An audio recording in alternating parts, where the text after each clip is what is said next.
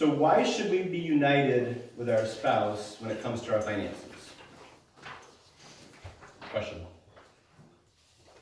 We're united in everything else. Oh, Why not? perfect. That's a very good explanation. So we're going to look at some biblical reasons later, but just on a practical standpoint, Worth magazine did a detailed survey and found out the number one thing that American couples fight over is money. 57 to 70%, because there was two different surveys that I saw, one by Citibank and one by Detroit News. So 57% to 70%, somewhere in there, percent of divorces are caused by money problems. Maybe not the only reason, but at least there's money problems that led to divorce. And is it probably similar with Christian couples versus non-Christian? Probably pretty similar. When fighting over money, couples fight the most about the use of credit, shopping, and spending is the third one there. Blank out of 10 couples do not know how to balance their checkbook. What do you think that is? 4, 8. No. It's actually 2. Oh, Two. are you serious? That was They know how to do it, they don't actually. yeah. So I work in banking, and the amount of people that come in with like overdraw and overdraft fees, I can see the 2 out of 10. Wait, I have a question. So you're saying that these people don't know that they can't take out more than they put in? Not necessarily. They just don't know how to balance it, like at the end of the month, or they don't care, so they may just stop. Yeah, that will let me know. Yeah. So not looking at just all the negatives here, let's look at the positives when it comes to being united in our finances. So Larry Breakout said that money is either the best or worst area of communication in our marriage. And a couple surveys that I didn't get on here, but these were done by Ramsey Solutions, which is Dave Ramsey. So they surveyed, I believe it was 1,000 different couples, and out of couples that said that their marriages were great, 94% of those said that they discuss their money dreams with their spouse. So 94% of couples that said that their marriage was great said that they discussed their money with their spouse, money dreams. And out of those same couples that say that their marriage is great, 80% of them work together to set their long-term goals. So 87% set their long-term goals with their spouse. So we know kind of why it's important to be united in our finances. So I've got 9 different steps we're going to look at. And again, this is a very broad stroke. And we're going to look at these steps and kind of look at a few different points. For those of you that weren't here, Virginia here is trained with Dave Ramsey. So I feel a little, we should be switching spots here is what I'm saying. So if you need any more specific advice, Virginia would be the one to see. So number 1 is define your treasure. Pastor George, would you read Matthew 6:21 for me? It's on paper. It's right there. For where your treasure is, there your heart will be also. So where your treasure is, there your heart will be also. So when starting this process of discussing finances with your spouse, this verse is a great verse to meditate on. So to really think about and to pray about. So before discussing or arguing about your finances, know where your own heart lies. What do you value and why? What's important to you? One of the ways to see what you value is take a look at your bank statement. See where your money goes, right? If I look at my bank statement and I see Amazon, whatever, shopping is important to me, right? So you can quickly see what things are of value to you. And then find out what your spouse values. Do you know what's important to them? What do they value? As a couple, strive to remember where your true treasure lies. And we know as Christians where our treasure lies. Matthew 6:19 and 20, which is the preceding two verses to the Matthew 6:21, talks about, that everybody can quote it, it's, your mouth, or where your treasures are, where your, yeah, no, that's 21. Somebody want to look that up, because I had it and I've lost it. What are you looking at? Matthew 6:19 and 20. That the one who do not store up for Yeah. yourself treasures on earth. Yeah, where moth and dust corrupt. Dust and, yes, there you go. You want to read it? Yeah, go ahead. Yeah. Do not store up treasures here on earth, where moth eat them and rust destroy them, and where thieves break in and steal. Store your treasure in heaven, where moth and rust cannot destroy, and thieves do not break in and steal. Thank you. So remember where your treasure lies, and I wrote down here also to put stuff in its proper place. So as a couple, put stuff in its proper place. So number 2 is pray for wisdom and guidance. And this is again talking about your finances as a couple, so pray together for wisdom and guidance. KJ, you want to read James 1:5? But if any of you lacks wisdom, let him ask of God, who gives to all generously and without reproach, and it will be given to them. So ask God for wisdom in your marriage. Pray together as a couple. Do you pray specifically with your spouse for your finances? Pray that God would allow you to put the marriage above individual concerns. As a couple, seek God first in everything, including your finances. Matthew 6:33 says, seek ye first the kingdom of God and his righteousness, and all things will be added unto you. So, do you think that includes finances? Seek him first in everything. And then pray for guidance on how he wants you to earn, use, and distribute your family's funds. God, he wants to be involved in everything in our lives, including our finances. So pray for wisdom and guidance around your finances. Number 3, be financial partners. And this is where the financial intimacy comes into play. Sorry for making you uncomfortable. But so we talked about intimacy being oneness and closeness. And so we can even have it in our finances, right? So I know this verse was used already earlier, but Genesis 2:24, for this reason a man shall leave his father and mother and be joined to his wife, and they shall become one flesh. So again, is that referring to just parts of the marriage or the entirety? So one flesh should be with your finances as well.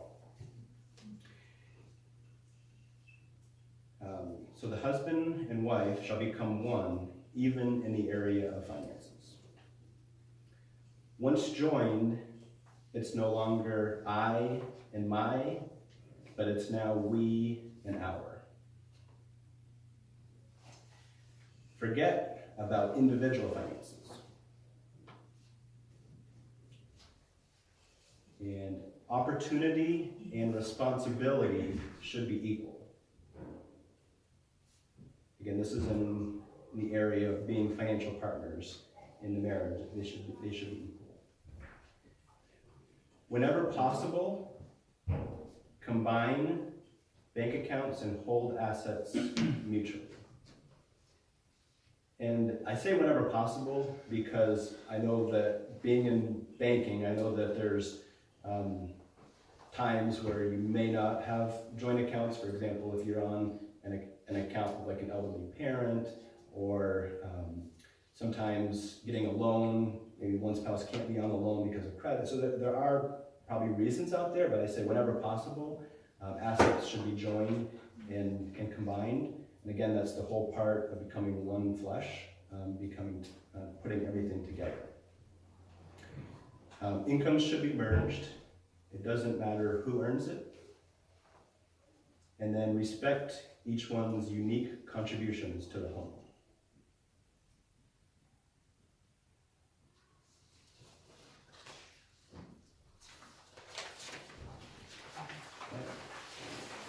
And I didn't really practice this, so I'm not sure how long it's gonna take, so it might not go the full 45 minutes, but we'll gain some time. So number 4, define goals together. We saw the statistics for 94%, couples that said their marriage was great because they set their long-term goals together. Paul, would you read Matthew 12:25 for me? Sure. Jesus said to them, any kingdom divided itself is laid waste, and any city or house divided against itself will not stand.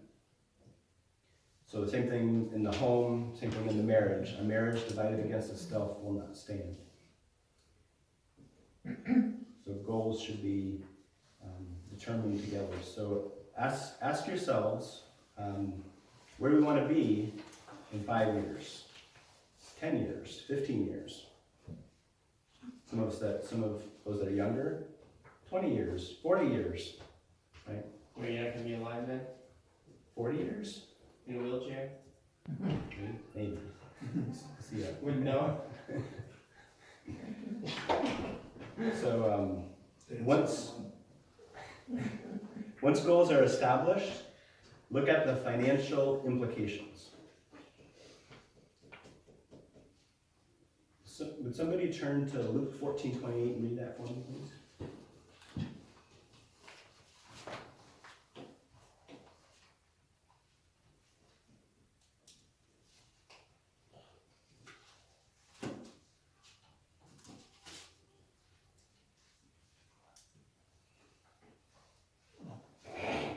For which one of you, when he wants to build a tower, does not first sit down and calculate the cost to see if he has enough to complete it? That kind of makes sense, right? So you're setting your goals, sit down and see if you have enough to achieve it, or what implications you need to change to make it happen. And so another verse, and this kind of goes to the question of why we should even plan, why should we plan? And that's Proverbs 27:23. I don't think I had it down anymore. But Proverbs 27:23.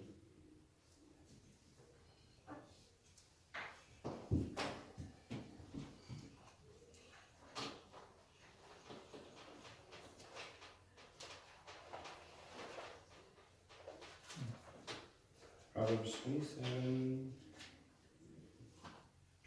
Know well the condition of your flocks and pay attention to your herds. So not many of us have flocks and herds. Some of us have herds. But basically, substitute whatever you do have in place of flocks and herds, right? So we want to, he says here, to know well the condition and pay attention. So it goes to why we should plan, because God wants us to know the condition of our herds. Next point is prioritize your goals together. Once we have goals, there's certainly things that come before others. So make your list of priorities together. If a husband and wife have separate goals, it will be nearly impossible to have financial intimacy. Had to stick it in there. Kind of is applicable to everything, it's kind of hard to have intimacy in general, just because you're always going to be bickering about that. Is that why you mentioned it? And so we kind of answered this, but what happens if the husband and wife has separate goals? Okay, just kind of answered that. So number 5, budget jointly and meet regularly. Donna, do you want to read Ephesians 5:33? Nevertheless, each individual among you also is to love his own wife even as himself, and the wife must see to it that she respects her husband. So I believe that verse was used earlier, but this kind of goes to the respect in the roles, and the roles are talking about the budget committee. So in your family, who's on the budget committee? 2 people on the budget committee, so it's a itty bitty budget committee. So define the roles in your budget committee. There should only be 1 bookkeeper. Why is that? Well, The duplication of responsibilities, and efforts, and not realizing that one may have already paid a bill, and exactly. so on and so forth. Or you thought she had it and you didn't. Yeah, either way, that's right. So there should be only 1 bookkeeper. 2 can be dangerous, I wrote down. That's right. So respect each other's role. So, and this next part I took from, well, I took this from Ramsey, so you're probably familiar with that. So Dave Ramsey calls the bookkeeper, or the person that, that enjoys doing the budgets and the numbers person, calls them the nerds. So in his relationship, Dave Ramsey says that he's the nerd. And then his wife, I think her name is Sharon, she's the free spirit, because she's the person that, like, oh yeah, do whatever you want. So this came from Dave Ramsey. So define in your relationship who's the nerd and who's the free spirit. And we know, for the most part, opposites attract, so there's probably 1 in each relationship, right? Probably not 2 nerds, maybe. We're trying to figure it out. Yeah, can't figure it out. Just don't know which one I am. You want me to give you like 5 minutes to talk? Yeah, we probably kind of work out our issues. Right. So, I can be both. you're the nerd. I'm a nerd and she's a Don't like it. So you might need You can to, be the nerd. yeah. Yeah. So these are the 3 rules that he gave to each role. So for the nerds, number 1 is listen. Number 2 is take input. And number 3 is keep it brief. Because the nerd tends to want to go on and explain, like, why, right? Keep it brief. Is it the KISS, keep it simple, stupid? Keep it. Saying, I think it's saying, keep it simple There you saying. go. Yeah. Keep it simple. So, for the free spirits, the 3 rules are show up, because they would tend to not want to even be involved, right? So show up, give input, and be realistic. Because the free spirit also tends to be like the dreamer, that's like, oh yeah, we can afford that, or we can retire when we're 40 or whatever, right? So be realistic. So be realistic. That just defined it right there. You're the free spirit? You're yeah. Dreamer. What if you're kind of the same? We're kind of the same. We have to take some time to. Either one of those defines us. There's something in the middle. Give me some- Yeah, you can, Yeah. I guess kind of a general rule. So when we talk about meet regularly, I don't think it was Ramsey, someone else suggested like even like once a week or once every 2 weeks, like a 15-minute, meeting, and how's the budget going, how are we looking, that kind of stuff. So it doesn't have to be like intense where you're meeting every other night on, just so that both spouses are involved. And then develop a basic understanding of bookkeeping and budgets. So even free spirit, should have a basic understanding of how budgets work. But Proverbs, you just don't stick to the budget. that's a whole different problem. That's the problem. So Proverbs 24, 3 and 4, before we go on.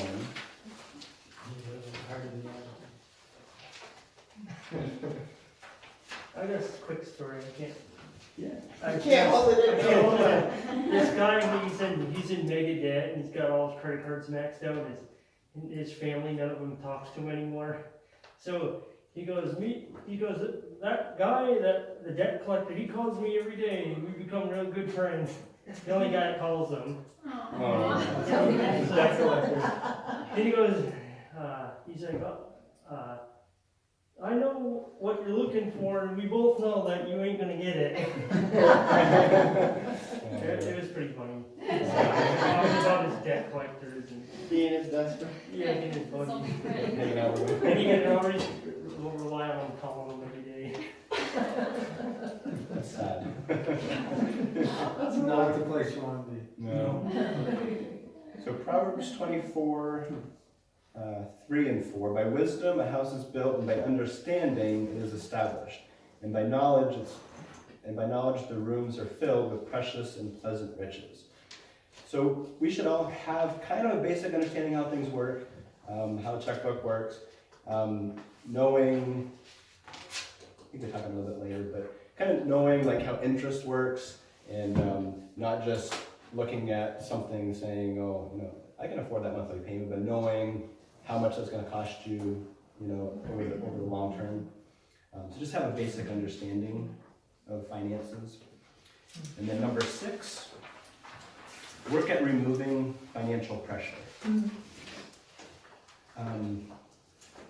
Janet, would you read Proverbs 22:7 since you signed?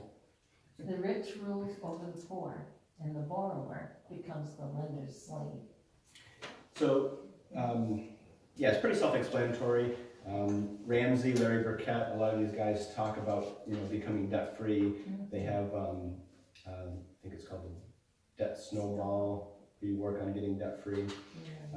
So it's definitely a goal to have as a Christian, to be debt-free. Being in banking, I can't completely say go debt-free, because then I'd be out of a job.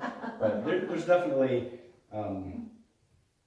debt that's better than others. Most of us are gonna have debt on a home, even vehicles, but credit card debt is definitely, and I've been there. I've had lots of credit card debt in the past. So it's just something definitely that as Christians we can work to get out of. So Larry Burkett talks a lot about creating financial margin to reduce stress. And why do you think that would be important? What is a financial margin, Dave?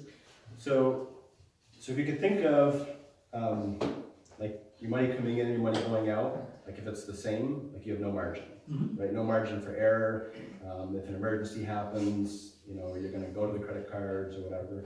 So there's 2 ways to create financial margin, and the first is to pay off debt, and the second is to save for emergencies. So either to pay down debt to reduce your monthly expenses, or to save so you have money, in case something comes up.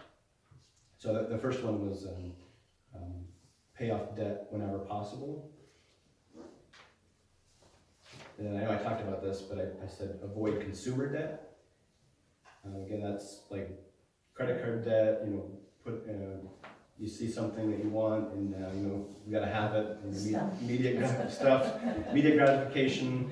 Borrowing for a vacation, those type of things can cost you a lot more in the long term. And then understand what the total cost is over the life of the loan, not just the monthly payment. I guess I already talked about that. And then the second way to reduce financial pressure or create margin is to save for emergencies. And I recommend building that into your budget.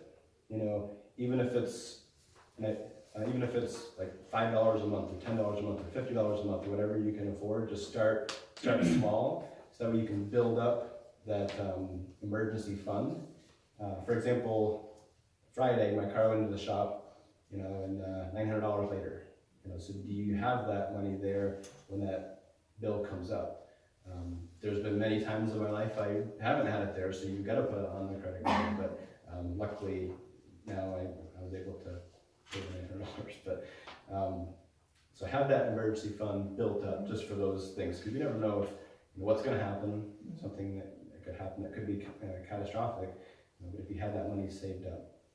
It is nice, because I had never had an emergency fund before, and I I'm having to rebuild it again, because I had an emergency fund, but I had to have work done on my truck. Yeah. And it depleted my emergency fund. I'm in the process of bringing it back up again, but like you said, before, I wouldn't have had the money, so I either A, would have had to put it on credit to get it done, or B, would not have gotten it done, and Right. would have been worse off anyway. Right. Exactly. So, and I said, use systematic withdrawals. That's an easy way to do it. So, like, if you have a savings account in your bank, just have them set up to do like $25 a month or whatever amount it is. So it goes into your emergency fund. Okay, number 7 is agree on some guiding principles. Proverbs 3:9 says, honor the Lord from your wealth and from the first of all your produce. So, number 1, determine your first fruits before building your budget. So why would you want to do that before actually sitting down and doing a budget? Because that's going to the Lord.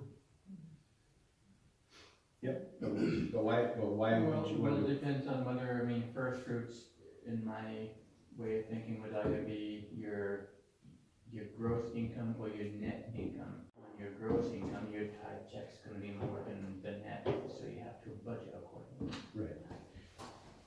But why would you want to sit down and determine that number before you even look at any other expenses? It'll help you determine what priorities you'll have to make for other stuff, other expenditures. Yep. What you're willing to take on, what your, let's say, month's gonna look like as far as different things that you do or can do even. And God wants our first and our best. So if we budget and then tithe and whatever's left, then He's not getting our first and our best. So I said, don't get stuck on a number, because it's not about a number. It's not, just 10% or 15 or 5% or 2%. It's not a number. The amount isn't the point, rather it's the heart behind it. We talked a lot about that under a lot of different circumstances, but really it's the heart. So we know the story about the poor widow that gave the two copper coins, and Jesus said that she gave more than the wealth gave, because they gave out of her wealth and she gave out of her poverty, from her heart. So whatever the number is, determine it as a couple, and again, it's the heart behind it. It's not don't get stuck on a number. So, and remember that giving back to God is a testimony to His ownership, and we are just stewards of what He has given us. Once a couple understands that God owns everything and that they are His stewards, it's important to manage to His principles and standards. So I kind of focused more on the tithing, because that can be something as Christians that, as couples we do disagree over. One couple or one person may want to give more, one less, but it's important to come together on that. But what are some additional guiding principles that we could look at?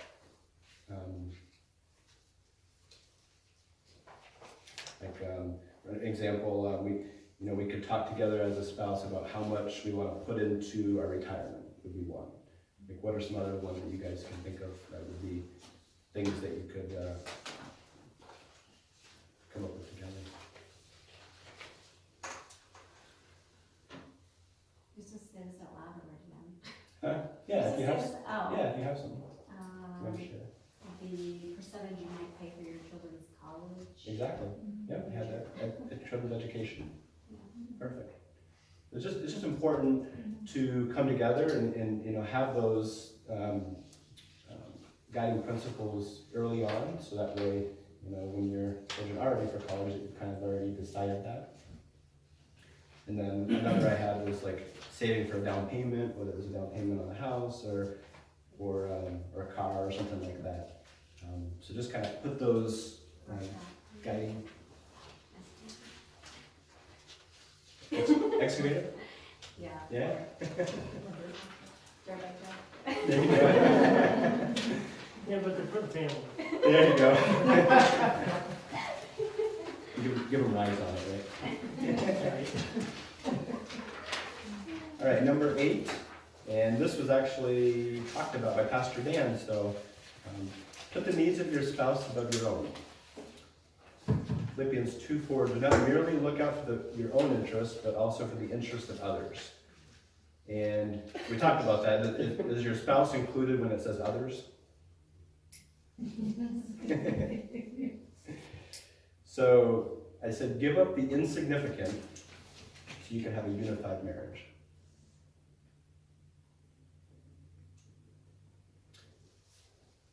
And then put love before money.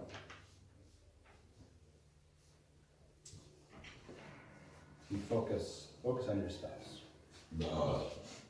Nice one.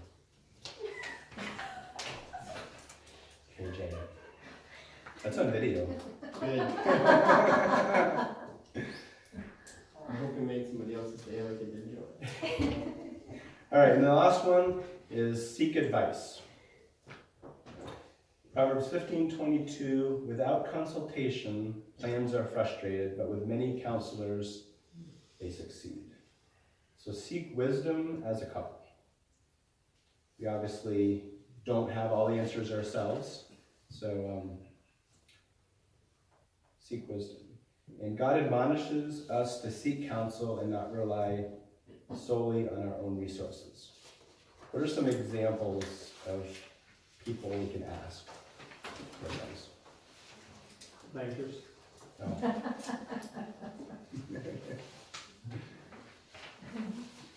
Pastors.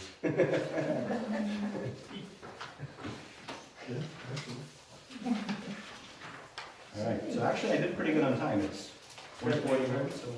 Huh? Kurt labor. Okay. He's really cool. People love the Lord and prioritizing. Wow. Absolutely. People set examples in your life of putting God first and using and being stewards. You know, if you've seen that. And you always say, how did you do this? You know? Absolutely. Okay. So those are 9 ways. There's obviously more. We could go into much more detail on each one, but there's kind of a broad stroke of ways that we can come together as couples and be more financially intimate. Let's pray to close up our session. Heavenly Father, Lord, we just thank you so much again for this conference, Lord. We just thank you for those that came today, Lord, and just showing that their commitment to becoming more unified as in their marriage and with their body of believers and with you, Lord. I just pray specifically for the area of finance, Lord. I know that's an area that's on my heart, Lord, and I'm by far anywhere close to an expert. You know, I learned a lot through this week myself, just kind of preparing, Lord. And just pray that you'll help guide us in our finances, Lord. I pray that as couples we'll seek to honor you with our finances. We'll seek wisdom from you on how you want us to use and distribute our funds, Lord. Just pray for the final session today, Lord. I pray for Pastor Dan as he speaks, Lord. And just bless and honor the rest of our time together.